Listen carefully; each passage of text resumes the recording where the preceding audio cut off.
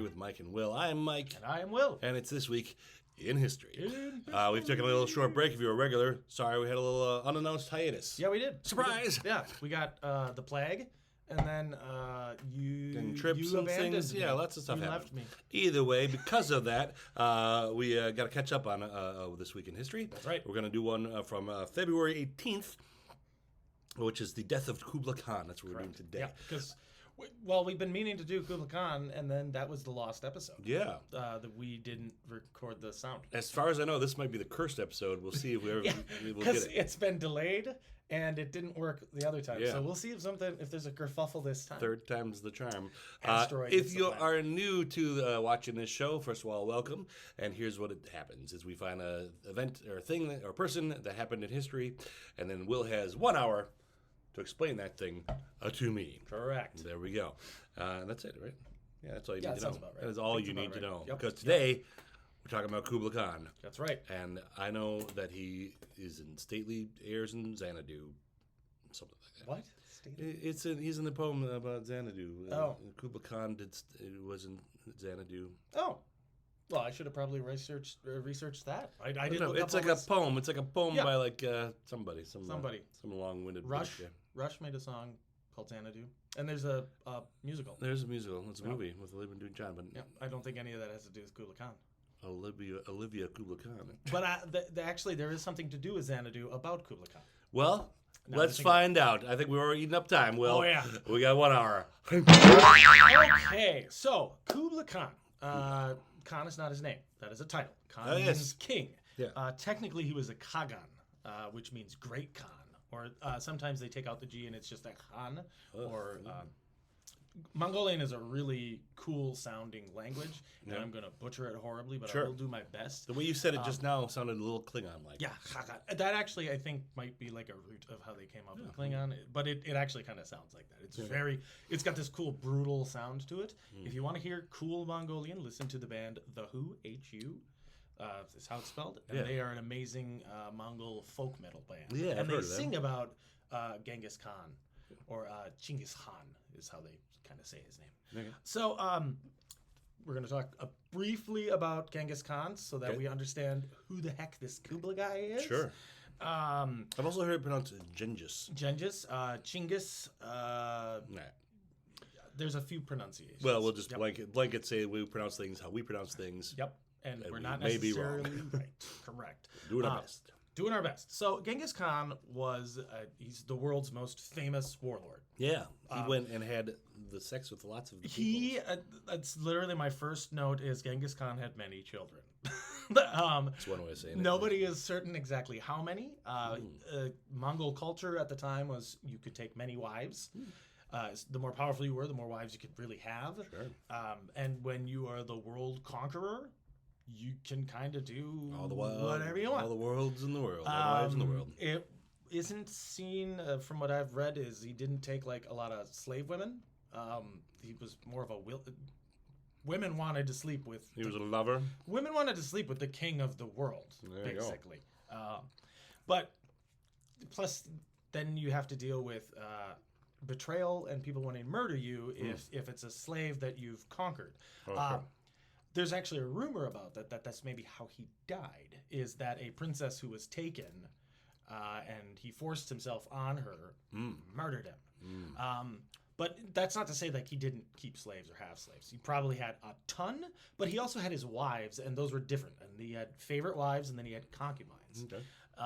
And usually... This is Genghis Khan we're still talking about. This is Genghis. Sorry to interrupt. It's literally your job. Did Attila the Hun die of a heart attack? He supposedly died of a nosebleed or a heart attack or he was assassinated. All right. The problem with these conquerors is a lot of the times people didn't talk about how their master died. Sure.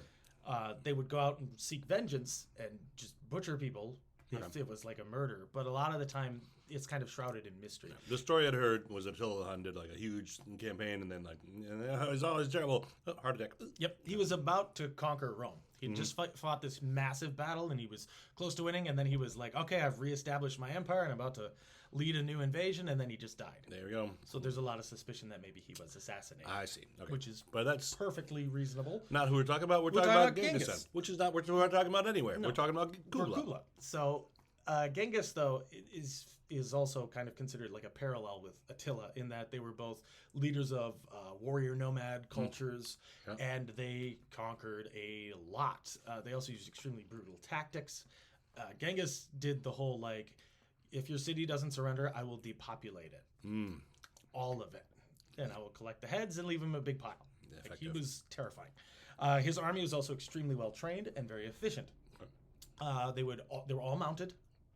So they're all horse archers, and they could fight with just about any weapon. And you were raised from a young age to fight. Even the women could fight at least a little bit because you're on the plains. You got to protect yourself. There are some records of female soldiers in his horde, but mostly they did a lot of the menial work that was required in having this nomadic lifestyle. So they tended to the herds and the flocks, which was really important. They tended to the homestead. The soldiers would go out, and they were hunters and killers and gatherers and such. So it all kind of worked out. It is a very efficient society, which lent itself really well to a military unit. Because if you take this is how the family unit works, and you just make it bigger. Yeah. Suddenly you have a horde of 100,000 people riding around. And that's how you get a horde. And that's how you get a horde. You start small and you build up. And Genghis started with nothing. His father was killed when he was young, and he built up a vendetta and then slowly started conquering tribes and eventually controlled all of the Mongols, which was a large population of nomads covering a large territory. Yeah. And then he went to war with China. He conquered all the way into Russia. It was this massive campaign, and then he died, and nobody really knows how.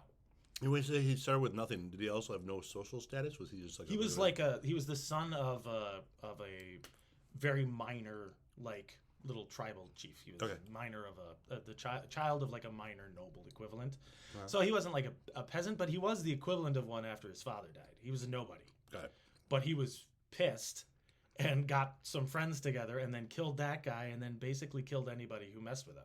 All right. And he was a whopping 5'6". He was not, he's probably shorter than that. A bow-legged guy on a pony, and he was a murder machine. Okay. Very scary dude. So that's Genghis. Now, Genghis had, like I said, many children. The main ones, though, are through his formal wives. He had... I gotta get these names all right. So he had a son named Jochi. Jochi is how we would spell it. Jochi or Jokai. Jochai, maybe. That was his eldest son. It was not his favorite son, but it's his eldest. And in Mongol culture, actually, your eldest son does not inherit your stuff. Your youngest son inherits your stuff. A Jochai sounds like a Starbucks order. Yeah, it says, I'll take a Jochai. Yep. Oat milk, please. Yep, oat milk. Yep, yes, please. Now, Jochi is how I'm pronouncing it. Sure. Was rivals with his younger brother, Shugtai. Chagati is how we usually pronounce it. Chagatai. But I believe it's pronounced Shugtai.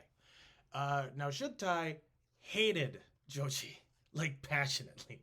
I don't really know why, but he hated him and refused to listen to him. So they're at this siege, and they're fighting so much, they're in co-command. They're fighting so much that Genghis basically says, all right, you're both fired.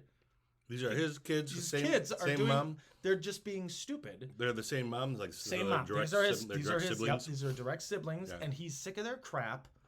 So he has Ogadai take over. Now, Ogadai is like the third or fourth son. Okay. But he's Genghis's favorite. Because Ogadai listens to his father. Well, Ogadai is humble. Which is a big deal because he's considered one of the more brilliant military commanders of all time, but he never thought of himself as a genius. He respected older warriors who knew how to fight. He was constant, meaning he wasn't you didn't have to go, is he in a bad mood today? Oh, yeah. And he loved his father, and he was loyal, and he had no ambition for higher office. He had ambition for extending and expanding the cause, but not, I need to be the boss. Right. So he's like that perfect henchman. Yeah. That he's the Darth Vader. You know, he's that scary guy that you need to do all your stuff. He was also really big. He's described as very large, which is not a common trait with Mongols. They tend to be like robust and hardy and kind of wide in shoulder, but they're squat people. Okay. This guy was like big and jovial. So this guy like is this powerhouse, lights up a room. So of course Genghis loves him. Sure. And also he's not fighting his siblings all the time. So he's like, all right, fine. Ogadai, you take over this siege. And Ogadai does, and he wins pretty handily. So Kublai's like, not Kublai, Genghis then is like, all right, because your brothers are dumb. The fools. I want you to be the heir. Yeah. And unfortunately also, Jochi ends up dying. So Shuktai's like, well, the one I hated is dead, so can I take over now? Because, you know, he's dead. He's like, no, you were a jerk while he was alive, and it caused problems for the empire. Yeah. And you got in the way of our progress with your ambition and your treatment of your elder brother, who you should have respected and loved and trusted. Ogadai is a much better heir, so I want him to take over. Now, Genghis can want whatever he wants, but when he's dead, he doesn't decide who the heir is. That's true. You don't get to decide anything when you're dead. No, they have what's called in Mongol culture a Kurultai. Kurultai is a gathering of all of the tribal chieftains and the other khans, and they say, this is the new Khagan. This is the new guy that we picked to be our boss. Here's the new Khan, same as the old Khan. Yep. Because Genghis was chosen that way. Yeah. Like, he beat the crap out of everybody, but he also had to be, like, once he was in a position of power, he had to be chosen by those who were under him. Okay. They were like, look what he did. He's amazing. I think we should choose him. Yeah. Because if we don't, he might kick our ass. He might kick our ass. Like, you guys saw what he did to literally everybody else, right? He's got my vote. He's got my vote. Terrifying. He's like, well, what if we all don't listen to him? Then he'll just kill us all one by one. He's the John Wick of horsemen. Yeah, all right. He's a very scary man. But leave his dog alone. Apparently, Genghis did. That was a thing in Mongol culture. They did have hunting dogs. Oh yeah, that was a thing. Well, don't kill him. So Ogadai though is the heir apparent. He's the one that Genghis wants. So that has a huge weight with these guys, right? These guys that pick are all of Genghis's friends. Some of them are family, and they're his generals. These are warrior people, and they're like, okay, the guy who conquered half the world said, I want this guy to be my replacement. So that has a huge weight about it. But Ogadai is also brilliant at talking to people. He's extremely well liked, and he's a really good leader. Okay. So they choose him. Now there's a bit, where they have to kind of have a consultation, paperwork, fill out your W-2s, and they pick him. Now when Genghis died, his army gets parceled out. You inherit like the troops, the command of leadership. Okay. Now Tolui is the baby of the family, Tolui. We haven't talked about him yet, but he's the youngest brother. He got 100,000 men. In Mongol culture, you get the most. If you're the baby, you get the most stuff. Oh, probably because I think it's because you need like the most help. Yeah. Because the older ones have like experience and clout, and you don't have things. Nothing for the middle child. But also though. Maybe I think it also is like the older ones have to go and claim stuff. It forces them to go and do something with their lives, and then the baby can kind of rest on the laurels. And the middle child. He's got to go out. Just happy to be there, I guess. Just happy, and as the middle child, I identify with that. Now Tolui apparently got on well with Ogadai. There's one story I read where Tolui might have been killed by Ogadai, but every other version of it is Ogadai got sick, and Tolui sacrificed his life drinking this poison because a shaman said this will fix your brother. Oh, that's one of the stories. Okay. But there's also possibility of he happened to die. The really common one though is that Tolui was a drunk and drank himself to death. Oh. So there's a lot of different options that it could be.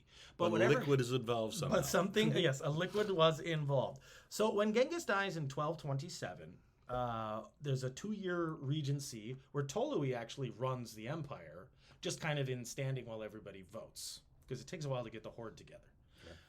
And then they all elect Ogadai, and he takes over in 1229. And he and Tolui are tight, and then in 1232, Tolui dies. Now, this seems to hit Ogadai really, really hard and he starts drinking more and more. And more. Oh, Ogadai. And eventually, he drinks himself to death in 1241. So this great guy... Now, during his lifetime, he didn't just sit around and drink. He conquered, he expanded the empire significantly. He made all kinds of administrative changes that helped make the empire more efficient. And that's something that we see in a lot of these guys is they're not just warriors. They're somehow also brilliant administrators. Like, the best Khans are good at both. Yeah, okay. If you're just good at busting skulls... Yeah, you can kill a lot of people, but how do you consolidate your victory? Yeah. How do you control what The you paperwork own? will always get you. Yes, because it's a lot of people. There's a lot of people, and you're not killing them all. Like, if you're just controlling the Mongol horde, sure, but now you've conquered, like, as far as Baghdad. Sure. So there's so much going on. So Ogadai has passed, and it's kind of a moment of who's his successor going to be, because he'd had one guy picked and then that didn't work out, and his wife winds up being the regent after he dies, and eventually his son Guyuk, this G-U with 2 dots over it, Y-U with an umlaut over it, and then a K. It's Guyuk.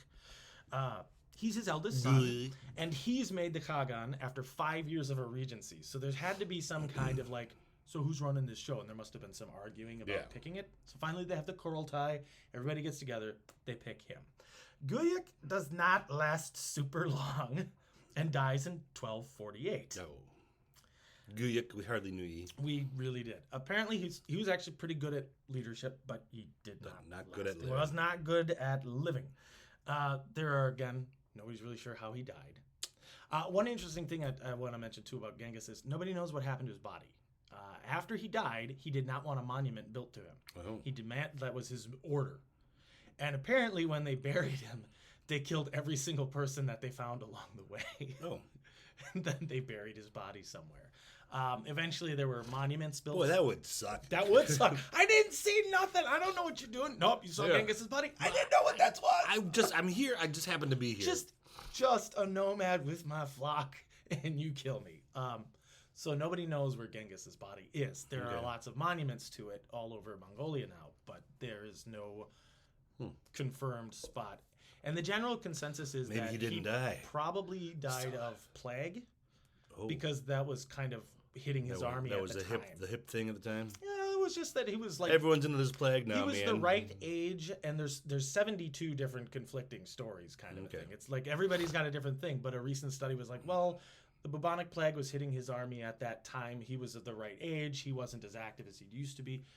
That probably killed him, and then they would have had to conceal the body. Yeah. And, of course, nobody's going to tell anybody else how the great man died. Sure. And that kind of goes on with the rest of the family. Like we see with Ogadai, there's 17 different versions of how he died. And then with his successor, there's different versions of how he died. It's also important in time of plague to keep your death a secret. Because you just want no one to know that a plague's going around. Yeah, right? And also, if you're Genghis Khan, you don't want anybody to know you died, because then they're like, the terrifying death guy is gone now. Yay. Rebellion! Then you're like, no. He's still alive. Oh, yeah. Because he's like a boogeyman. You want that guy there. So now we've got another successor. Guyuk's dead. And his cousin, Munka, he becomes the Khan. Now, he's Tolui's son. Tolui was the baby, Genghis's baby. So he's one of Genghis's grandsons. Okay. Now, we've got like a couple in a row that are Genghis's grandsons. Mm-hmm. Now, Munka is... he is respected by his cousin, who is Batu Khan. Now, Batu is an old school Mongol. He does not believe in settling and building cities. We ride and we kill. Yep. He's the founder of the Golden Horde. Oh, I've heard of that. And the Golden Horde are the Mongol Empire now is starting to kind of split into factions. There's the people that follow. Where is it? I got this whole list. We'll get into that in just a sec, because we have to talk about Munka. So Munka is really liked by Batu. Batu has his back, and he's like, whatever you do, like the Kurultai chooses Munka, or not Munka, Batu Khan, to be the next Khagan. And he says, I don't want that. Oh. I am a Mongol. I want to ride and fight and kill. And if you make me the Khagan, then I have I to gotta do sit all this and crap, delegate, and I don't want to do paperwork. that. So the better choice is Monka. Monka he's Tolui's son. Tolui was a great guy. He didn't want more of Ogadai's family to rule everything, and he was this old school guy of, I don't want like a constant hierarchy from one chunk of the family to run things. And Monka's a good Mongol. He's a warrior. We like him. I like him. And I don't want to be king. Yeah. But I do Okay. want to go kick some butt. I do want to do some And I camping. think Monka will set me up to kick some butt the right way. All right. So he backs him up. Some of the other factions try to kill him, Monka and Batu. And Batu just has none of this. So he helps solidify Monka's position. Oh, okay. So now Monka is in charge. Now Monka has two brothers. He has Arik and Kublai. Hey, There he is. the title of the There story. we go. So now we figured this out. So Kublai is Genghis' grandson. Now his brother is the great man now. He's in charge. He's the Kagan. Kublai was born in 23 September 1215. So he was 12 when Genghis died. And so now he's at this point, so we're at 1248 is when Monka took over. So Kublai is in his 30s. Yeah. Kublai is like Monka's guy. He's like his right-hand man. He is the guy that he goes to if he needs anything done. Kublai does it. Because Kublai is a great fighter. He's a passionate leader, and he's very smart. Good at changing tires. Yeah, also that. I don't know what. I don't know. He probably is though. Okay. You know, Sure. he comes across as a guy like, if again, the Mongols are very blunt about what they respect and what they value. Yeah. And if Monka, who is the chosen Khan, is like, this is my guy, then that is. There you go. You know, Right. and there's a lot of pressure though for all of these guys because they're Genghis Khan's grandsons. Some of these guys like hunted with him. Kublai hunted with Genghis. That was like a big thing. Oh, so wait, so Kublai's older than? Monka's older, Okay. but like Kublai hunted with Genghis. I think Okay. Monka probably did too. And Kublai but he feels like kind of this weight on him that he's got to live up to the legends. Well, legend. He has to live up to that. Yeah. And he also saw what happened with his uncles, with Chugtai and Jochi fighting. Don't fight. And then what happened with all of that. So he's a big believer in family is important. I support my brother who is chosen. So it's my job to do a damn good job supporting him and doing whatever he needs. Just like the Fast and the Furious. Yeah, it's all about family. There you go. Yep. Family. That's what Dom would say. So Damas Khan. Got it. That's it. So Vin For Diesel those- is one of the Khans. For those Fast and the Furious fans Yeah, out there. we try to cover everything. This week in history, we like to talk. We like to cover a broad base of people. So Kublai, though, yeah, he's dumb. He's all about family. He's a very effective leader, and he's dispatched with soldiers all the time to go into China to battle the Chinese. The Chinese are run by the Song dynasty, which is a very powerful family. They've been ruling for a while, but they're kind of in this weird political bit where they don't have a strong emperor. And the main guy who's running it is a guy named Sidao. He's basically like the minister of China. Sit down. And Sidao and Kublai are Sit down. basically rivals. Okay. It's not great. Every time that this is good. Rivals. Sorry, there we go. Yeah. Yep. So Kublai has to basically try to outmaneuver this guy every time in any way he can. He engages in sieges. While he's also dealing with all these battles in southern China, which winds up building like big fortified cities in the hope that this will slow down the Mongol horde. And they built a big wall. It was great. And the Mongols just rode around it and rode through it. So it was not super... Wait, was it the Great Wall? The Great Wall, yeah. I've not heard it as described a big wall. That was a big also wall. great. It was a big wall and it was pretty great. But the thing is, it wasn't effective. It didn't stop the Mongols. It was literally built to stop the Mongols and it didn't. So all these people were like... I thought walls always worked. Yeah, no, because you have ladders and you kill all the people in the wall and then you go around. Or the Mongols literally would just ride around it. Yeah, we They got just- horses. it's Horses got 4 legs. Exactly. We'll We go. just go past it. But they were good at besieging things, and they'd use catapults, scaling ladders, grappling hooks, whatever they could. And oh, I just hit my notes. But a wall that big is impossible to man. It's just you couldn't do it. yeah, okay. And the Mongols were like, oh, weak spot. We're going through here. Okay. And they moved into northern China, and they basically conquered it up to, I think, either the Yangtze River or the Yellow River, one of the 2 great rivers. Yanks a in China. lot, fellas. And they paused, basically, because the Chinese put up a really stout defense. But Kublai's put in charge of dealing with China. That's what Mongke sets him up to do. He's like, you go and handle this. Now, eventually, Mongke does show up to help fight. He's off doing all sorts of other stuff throughout the empire, but Kublai's put in charge, basically, of dealing with China. Yeah. Eventually, Mongke comes in with the horde, and he's taking over, and at a siege, he dies. The one story that I read was it was a crossbow that took him out. Oh. It could have been a few other things, but he died in battle. Which is nice because most of the other guys got poisoned or drank themselves to death. So he died in battle in proper Mongol fashion. This is the proper way. I'm so happy. Oh, I'm so happy this happened. Problematically, Oh. he didn't really, because he died in combat and he was a warrior, and that's how he went, he didn't have the chance to live to a ripe old age and have a plan for who takes over. And because they're in the midst of a battle and all of this craziness is going on, the succession is not easy to determine. Boy. You think they think it's bad luck to plan before a battle? Like, hey, I'm going to battle. If I die. Just write that down? Yep. Was that like a bad mojo or there bad probably was a plan. suspicion? Not suspicion. It was superstition. It was largely seen that Kublai would succeed Mongke Yeah. if something happened. If something happens. The problem, though, is It's not right. Arik Boka, Mongke's other brother, did not agree. Yeah. I didn't write it down. So while Kublai's fighting this war, Mongke runs back to Mongolia and talks to the leaders of the horde and has a Kurultai, and they elect him as the Khan. They elect Munka? No, Boka. Boka. Because Monke's dead. Munka? Monka? Okay. Oh, yeah. Monke So- and then his brother, Boka. Arik Boka, that's his full name. Okay. Boka Raton.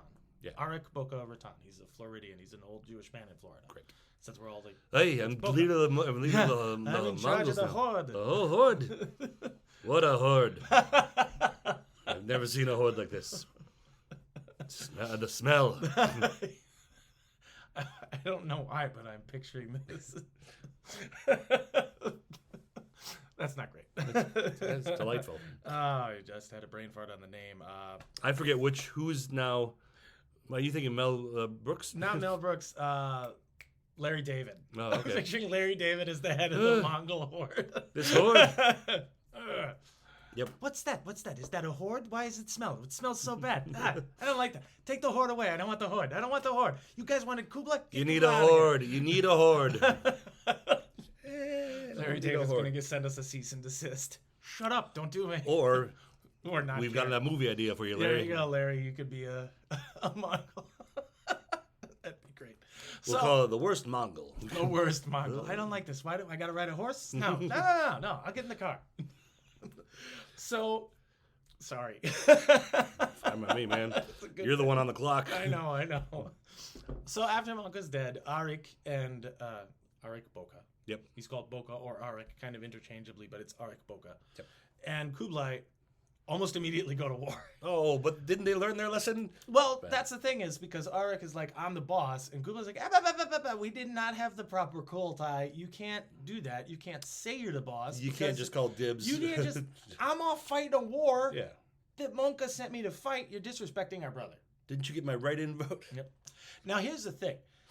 Because of what Kublai has had to do as like an administrator, people see him as not a traditionalist. Okay. So the old school Mongols were like, we're a Mongol, we ride on horseback, we fight, we take what we want. We do not make cities and have administrations and all this crap. We're conquerors, we're not rulers. It's different. But Kublai sees a different path forward. He's like, well, no, we start adopting some of what China's doing with its administrators, And then we set up a grand court, and we bring in all of these people. He's like a visionary. He's kind of, he is, because he's building off of what his grandfather did. Because Genghis believed in a world empire. Yeah. He believed in the Mongols taking everything, but also folding it into one culture. Yeah. So he believed in like open and free practice of religion, which is wild. You're never gonna conquer the world that way, buddy. Yeah. But no, so like Genghis had basically like leaders of different faiths come and speak to him because he wanted to know what the religion was all about. So Kublai is a believer in that as well. He's like, yeah, this is interesting. Like we can take what other people have done. China has created wonderful feats of engineering. Like that wall, even though we got past it, was really fascinating. Nice wall. Their cities are... This was a nice wall. Yep. Look how impossibly difficult it is to crack into these cities. This is great. But then also some of these cities wall off entire rice paddies and fields. So they can't besiege them and starve them out. Oh, yeah. They have to break through and kill everybody. Otherwise, they can never take the city. So he's like, that's a great idea. Look what they did. Yeah. And the idea of like folding Mongol culture into that, it is kind of a visionary viewpoint because everyone's like, no. Genghis Khan still lived in a yurt his entire life. And the yurt's good enough for him. He didn't live in a fortress. He rode around and killed it. I mean, his yurt actually was put on top of a giant cart and pulled by like 40 oxen. A yurt cart. It was a yurt cart. It was a giant. He had this giant tent, and he was like, "Yeah, I'm in a yurt. It's a mobile yurt fortress thing, surrounded by 100,000 angry Mongols." I can't imagine like trying to fix breakfast while it's rolling on the road. Well, it's probably so heavy that it doesn't bounce because it's big. It's bigger than a house. Oh, okay. So it's this huge thing that he would ride around it. Sometimes when he wanted to have court. Otherwise, he'd ride on a pony. Sure. Because Mongol horses, they're not very big. They're these stout little ponies. Mountainous area, rough terrain, flat, steps. Steppes. STEPPES, not steps like stairs. Steepies. So it's a lot of like, I mean, some of it's broken up by rocks and such, but it's mostly like flat. There's not a lot that grows there. It's lots of grass and not a lot of trees. What are we even conquering here? Exactly. That's where they were like, okay, so we live this way because we have to. And then Kublai's like, but look at this. Look at China. It is a massive, diverse territory. They have mountains and mines and fields and forests and all this other stuff. We can't live like Mongols in rice paddies. We're never going to be able to ride anywhere. Yeah. So we have to adapt around this. And that's his thing is the core of being a Mongol is to adapt, to conquer your environment through adaptation. And since your environment might be different sometimes. Sometimes you have to shift a little bit, but then that's how you control it. Yeah. These old school guys like Arik are like, no. We just ride around and we kill everybody. Okay. But Kublai's like, that's not the way forward. You're not going to be able to ride around in snowy places. So you run into this difference between, conservatism and progress, not in like a political sense, but the old school guys don't want to budge. Yeah. They're comfortable in the way their life works. It works for them. And then he's like, this is not how we survive. Well, it's a good thing they cleared up that dynamic, and we've never had trouble with those two schools of thought since then. Never. Yes, let alone having like regressives who are like, so let's go back even further. Oh, so when, we just killed people.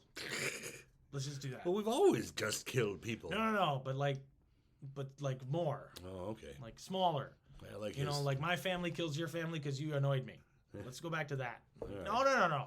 We like where Genghis got us, where we run everything and we kill everybody else. Yeah, well, that's progress. Don't try to fix the schools. Don't you try to change Don't mess with us with our youth semantics. You're changing all these rules around. Kublai.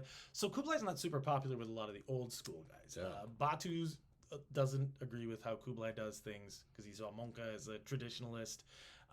And so he kind of sides with Arik. And it turns into this whole empire-spanning problem where all the different factions start to split. So now we have the actual splitting of the Mongol Empire from one cohesive force ruled by a Khan or a Khagan to four massive factions.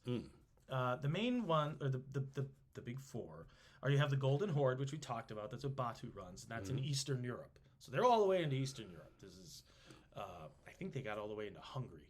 Oh, so they're in there. Okay. Russia, everything. Ukraine. Then there's the Chugtai the Chagatai Khanate.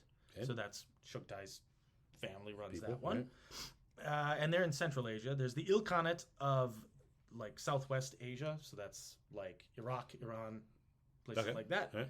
And then there's the Yuan dynasty, which is China. And that's Kublai's turf. Okay. Because he believes in creating a new Chinese dynasty that is Mongol-led. That's his vision. We aren't Khans, we're emperors. We step up. We have moved up from just controlling this and being wild horsemen and all this to we are an empire. We are setting down roots that go into the foundation of the earth. That's what we're doing. Like he's a big picture guy. Yeah, okay. So he's got to deal with, during his reign, the different factions, trying to appease different groups. And he has to walk this fine line of, while he eventually is going to become the Kagan, now that he fights his brother Arik and eventually wins, and then he forgives Arik and kills everybody who supported him. Oh. So he's like, I forgive you, but everybody else is isolated. So he eventually... Thanks for the forgiveness. Yeah. I think in the end, though... We're all my friends. I think Arik rebelled again, and then he killed him. Yeah. So Probably like, should have done that's that. what I should have done the first time. But he regretted that for the rest of his life because that was his little brother. Oh. He didn't want to kill him. But the guy kept rebelling and tried to overthrow him and murder him. So what are you supposed to do? Yeah. And especially, different time, different culture. The Mongols, he's lucky he lived that long. Yeah.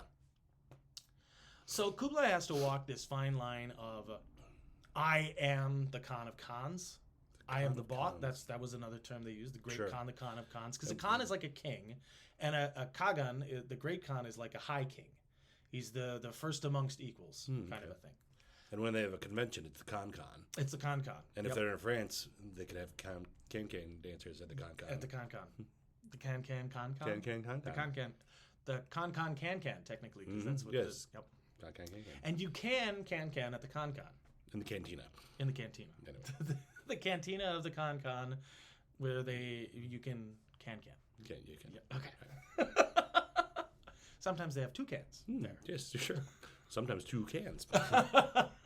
We gotta stop. You can tell it's been a little bit since we did this. We're having too much fun.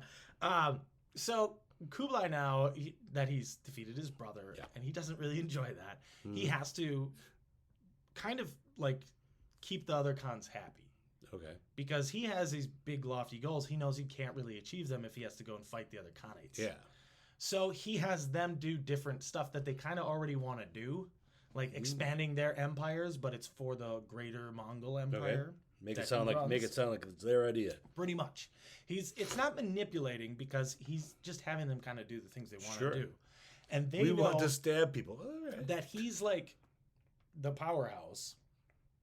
So they kind of have to do what he wants. If they all ganged up on him, they could maybe win. Yeah, but then who'd be in charge? And then also there's always the looming shadow of Ghengis Khan over them. Do we tear apart his empire by killing one of his grandsons to do this thing? That seems really stupid. Let's maybe not do that. Yeah. So it's this complex political thing and then also a cultural thing. And Kublai also is having to deal with the Chinese who are still like, stop conquering us. Please. Stop it. I'm sorry though, you're on the list. You're on the list. We're going for. We have a list of everyone in the world. So your land is here, and our land is here, and we want to go there. Yeah, we want all of that. Well, can't you just visit? No. No, we want. Have you seen what happens when Mongols visit? We live here now. Yeah.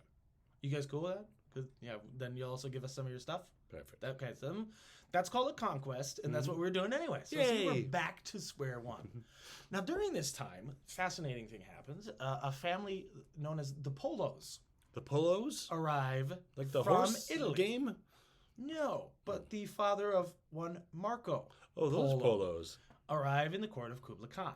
Okay. I believe it's 1268 is when they start to really make their name. Okay. Marco was basically left in the court of Kublai Khan to learn and to trade and to be kind of part of this and a representative of the Western Europe. Okay. So he wrote a book about it, and recently it's been a lot of people have said well, we're not sure if what Marco says is true. Maybe he made it all up, but he has a lot of firsthand accounts and knowledge that nobody else from Europe has, Oh.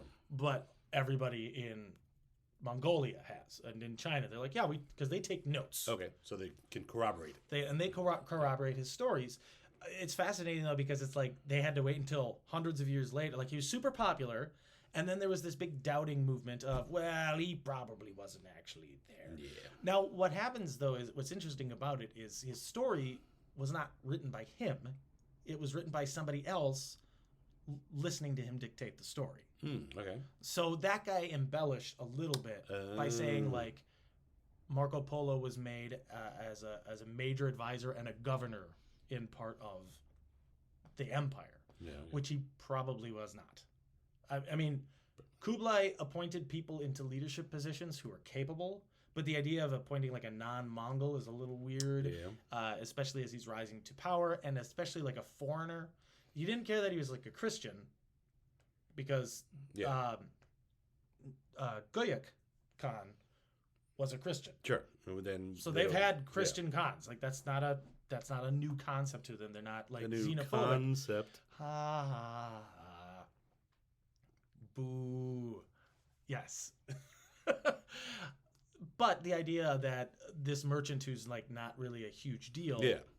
Even though he's bringing in all these new ideas and Yeah. talking Still, about who is this guy? exactly.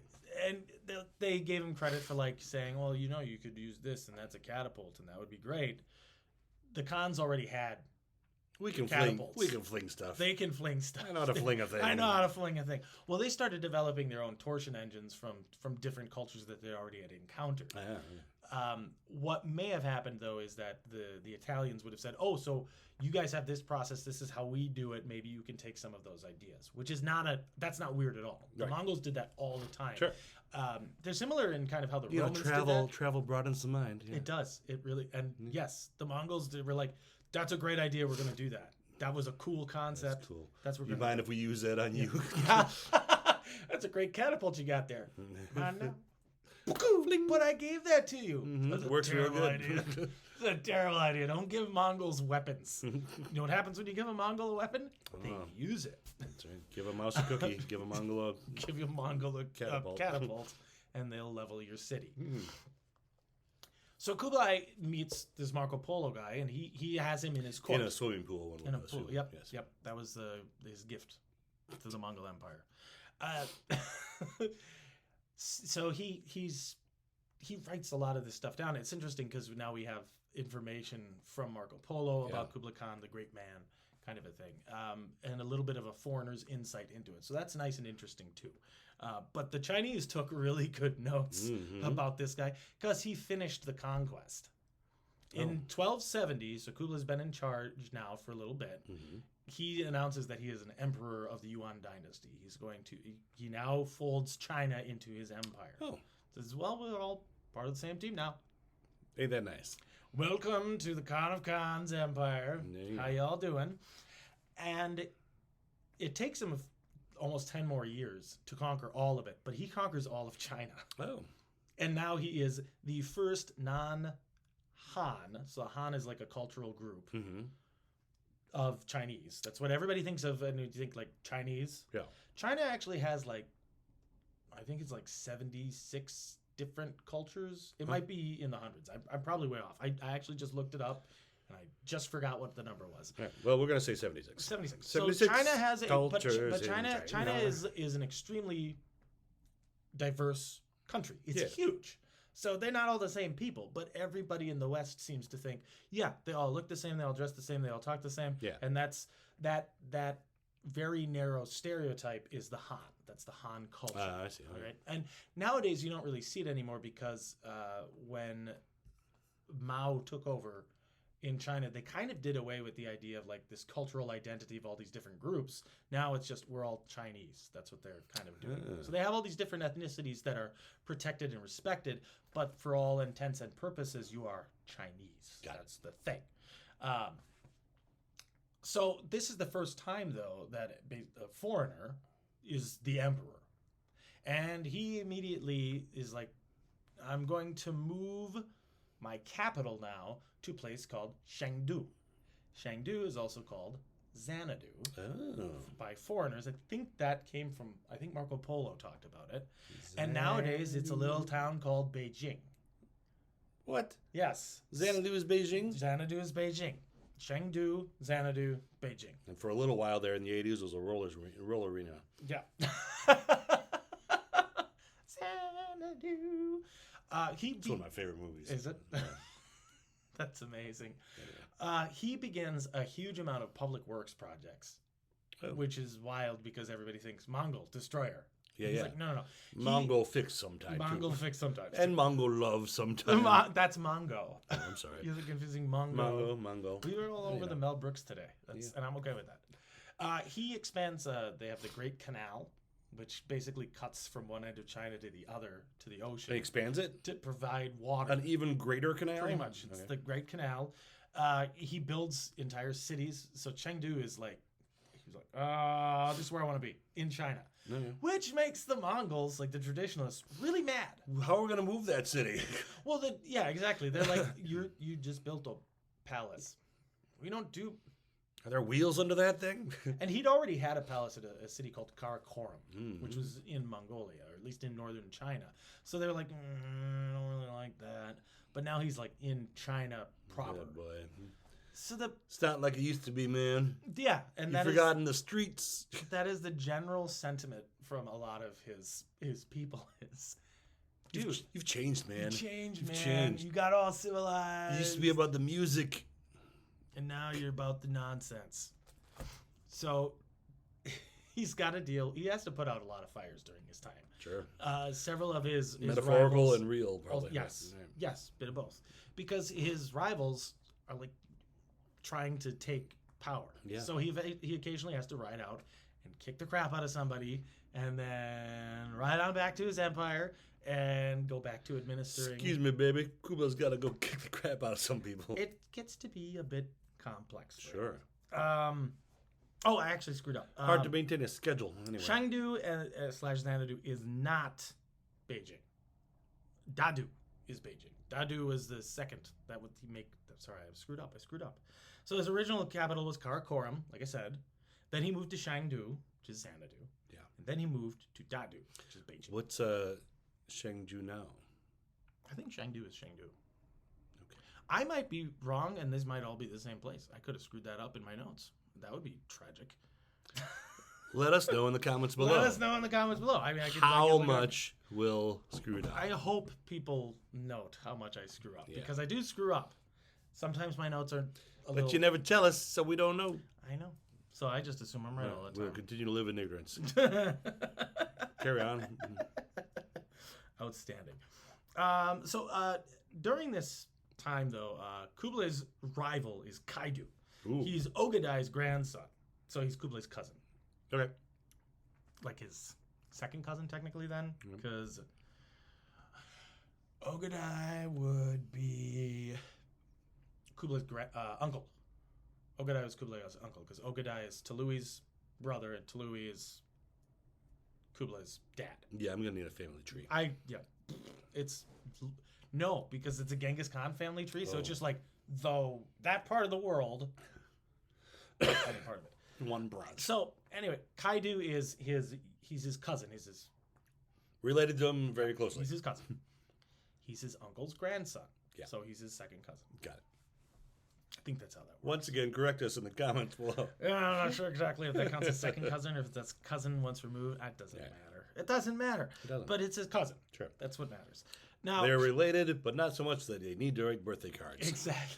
Well, they do. They're in blood, usually. Oh, okay. Kaidu is old school and does not like Kublai at all. And he is like his strongest opposition. And eventually, Kublai has to fight him to end this debate of who's in charge and who runs this show. That's one way to end a debate. And Yes. it does. And it's like his horde's better. Whose horde's better? My horde. The stupid, dumb Yuan Dynasty Chinese horde that you guys think sucks. Better than you. Okay. So they have this fight. And Good fight. eventually he wins. So now Kublai is really seen as like the Khan of Khans. What he winds up building is this concept of having religious tolerance. He limits the punitive violence of just like, who just crush and kill everybody. Yeah. Instead of like just annihilating populations, he really is a big believer in folding them into the empire. Oh, yeah. Rather than burn down all of China after he conquers it, Yeah. he's like, okay, What are we conquering this for if we don't want it? yes, he believes that conquest involves building Sure. afterwards. Yeah. And if you kill everything, Right. who's going to build all that stuff? Yeah. Not me. I don't want to build I'm that again. Khan. I want to Good. sit. So he builds on this. During all of this conquering and killing and everything else, he has multiple kids with his favorite wife, Chabi. His Chabi. favorite wife. He has a favorite wife. Now, Chabi is like the power behind the throne. She's like the Love it. classic, like, strong woman, Yep. tolerates no garbage, and passionately loves her husband and her children. So Love it. she's a very strong believer in making sure everybody is taken care of the way they're supposed to. And she's kind of seen as like this moral compass for him. He's not necessarily like, she's like his top advisor. Okay. Yeah. He trusts her completely. He has other wives, and she's like not a jealous. She's like a believer of you're a Khan. You're supposed to go and make babies, Okay. make as many children as you can. But he spends most of his You time. say with her. that, but you know she talked trash. to She those- probably did. I can't. Those other girls. Well, they're my I favorite. think she's one of those people though who's probably so confident in her position she doesn't need to talk trash. She's like, Confident. oh my god, Mike. But yes. Go ahead. Well, she's been with him for the longest time, and she knows that. Well, she's a very intelligent woman, and that's extremely useful. Is intelligent people throughout history. You know, smart people, and they're like, oh yeah, I want to be buddies Smart with you. people are the people to be smart with. Yes, exactly. Well said. Yep. Very smart. Yeah. So Chabi is an confidant Yep. and advisor. now you're getting it. Yeah, I'm getting into it. And as a result, he and she are very, very, very tight. Yes. Now, unfortunately, though, she dies. No. Yes. We just met her, We and just you met just built her up Chabi. so much. I know. She's delightful. And dead. she dies, and so does his eldest son. Oh boy, bad Wednesday. Yep. So Kublai does what we call, he has a sad. He has a sad. He has a sad. Does he a sad with pointy things and killing other people? No. Oh, okay. He gets depressed. Oh, Kublai. Now, Kublai, up until this point, he is a renowned warrior and a Yeah. brilliant administrator, and he's doing all this stuff, but he starts to drink more. Oh, Kublai. The Mongol diet at this point is very meat heavy because they're hunters. Yeah. They're not farmers. Yeah. Now, we know nowadays that if you eat entirely too much meat, that this can cause problems with your body. Sure. And if you drink a lot mixed with eating too much meat Yeah. and being depressed and therefore probably not getting much physical activity, Yeah. you get gout. Oh, I gotta start checking on my diet here. And when you get gout, your toes swell up. Oh, that makes it hard to ride a pony. You can't walk, much less ride up. Can you imagine being in a pony? You got your feet in this. You try to fit your foot into a boot first Oh, of yeah, all, right. and then you try to squeeze that into a stirrup, and then Yeah, bounce kick around. a horse Yeah. with your swollen toe. Yikes. Now, I've never had gout, but the way I've heard it expressed is that if you have gout and your toe like swells up like they do sometimes, the idea of it touching is like having a hot poker rammed on Ooh, you. okay. So imagine kicking that. Yikes. And a Mongol is expected to ride. Yeah. Genghis Khan rode on a horse until he died. Kublai has thought he's supposed to ride a horse. Okay. Well, he's a little fat to ride a horse. Little He's fat. described as grotesquely overweight by the Oh, time that he no. gets older. He gets diabetes. He Orson Welles it. He really does. He looks like he ate Kublai Khan. Oh, okay. He's very large. So he's depressed and large, and this starts to weigh on his health, which is unfortunate. So even though this is happening to him, though, he still manages to keep building up his administration throughout his empire.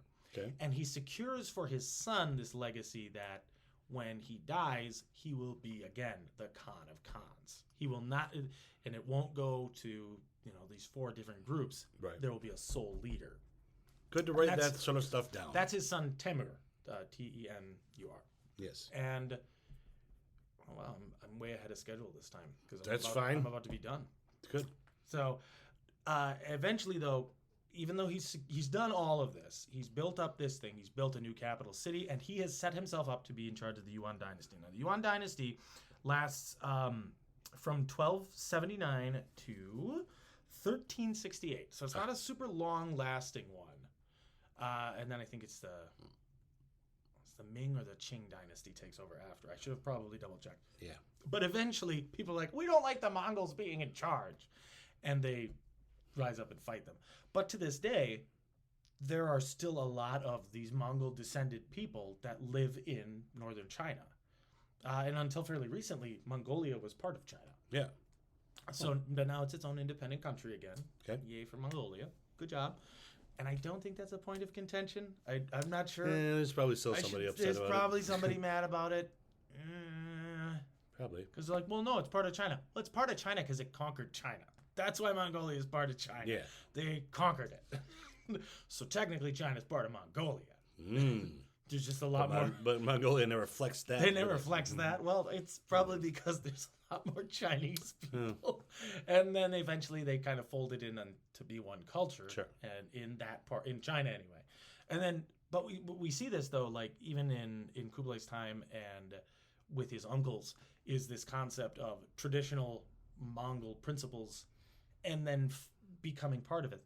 To this day, Mongolia still has massive like nomadic tribal group activities where they have riding competitions and archery competitions. They're very much in touch with their traditional values, minus the conquest and beheading of cities and such. We can't keep all traditions. Can't keep all traditions.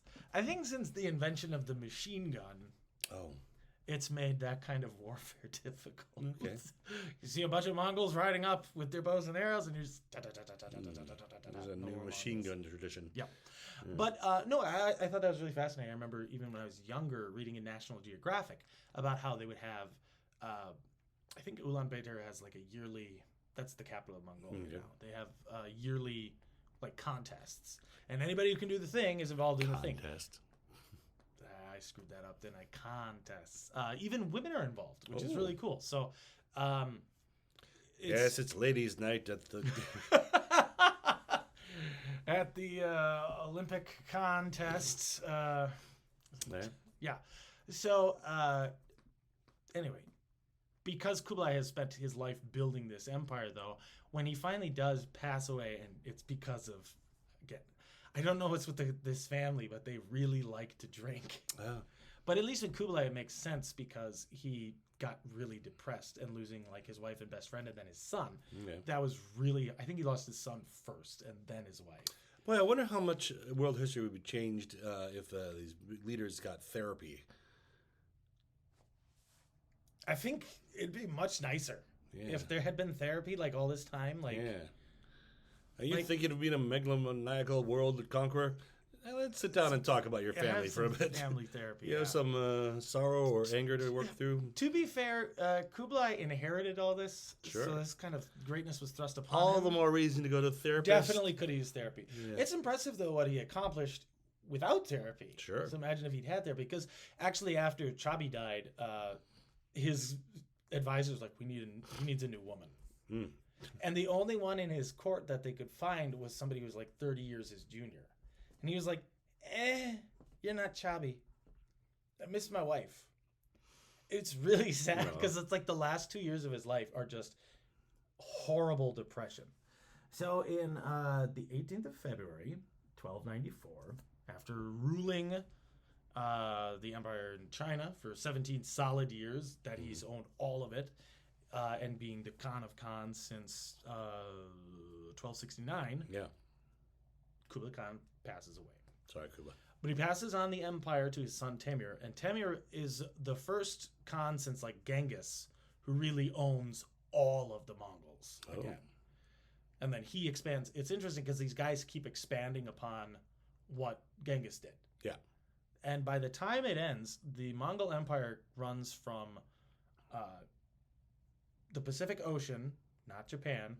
That was another thing I forgot to mention with Kublai is he got really depressed at the end too, because while he also lost his family, he couldn't conquer Japan. Oh. He tried really hard. Our horses just can't handle that water. Well, they sailed across, and then there was a massive like typhoon that destroyed his navy. Oh no! And killed a lot of his guys. There's a fascinating video game nowadays called Ghost of Tsushima that talks about the Mongols landing in the island of Tsushima and conquering it. And then the ghost is this one samurai who's like, I'm going to keep fighting even though everybody else is kind of dead. And he resorts to like less than honorable means to try to fight the Mongols. It's Ghost great. tactics. Yep. And now there's going to be a movie made about it. It's really fascinating. But Kublai was in charge of that. To this day, Japan's a little like, don't trust Mongolia. They might sail across, but Japan won. They drove off the Mongols. The Mongols were never able to conquer it. And that stuck with Kublai as a failure because he did so much to conquer, and he couldn't break through there. And then he also tried to conquer Vietnam. But again, nomadic horse warriors in a super dense jungle. Yeah. It didn't go very well there either. So he's reeling from the losses of his family and also these military failures, and it just weighed on him too much. And then his actual weight weighed on him too much. He ate too much, he drank too much, and then his heart gave out, and then he died. But his son ended up inheriting this massive Mongol-Chinese empire, which just got bigger, and then eventually, though, collapsed a few generations later just because it's too big. Which sounds like a tale for another day. It's another day. But that's the life and times of Kublai Khan. Well, that was... I finally got to talk about it. Finally in the episode. Well, let's hope it recorded. We'll find out. We'll find out. All right. Well, that was This Week in History. I hope you learned something. I know I learned a little bit of something. Yeah, Mike loves puns. If you didn't know that? But, I know that. If you have any comments or corrections or puns of your own, feel free to put those in the comments. In the comments? Nah, it's not so good. Like and subscribe. Share this with other people. And next week we'll be jumping to the 1930s. 20th century. Yep, because I'm supposed to do that every so often. Yep. So we're going to do March 12th, 1933, which was the first fireside chat of FDR. Yep. Franklin Delano Roosevelt, Dixon, President of the United States. Frankson Domino Roosevelt. Yep, that's... That's not right. Check that out. So we're coming back to the United States. We haven't done the U.S. in a while. Well, here we go. Thanks for watching. Thanks, Will. Thanks, Mike. Bye, guys. Bye.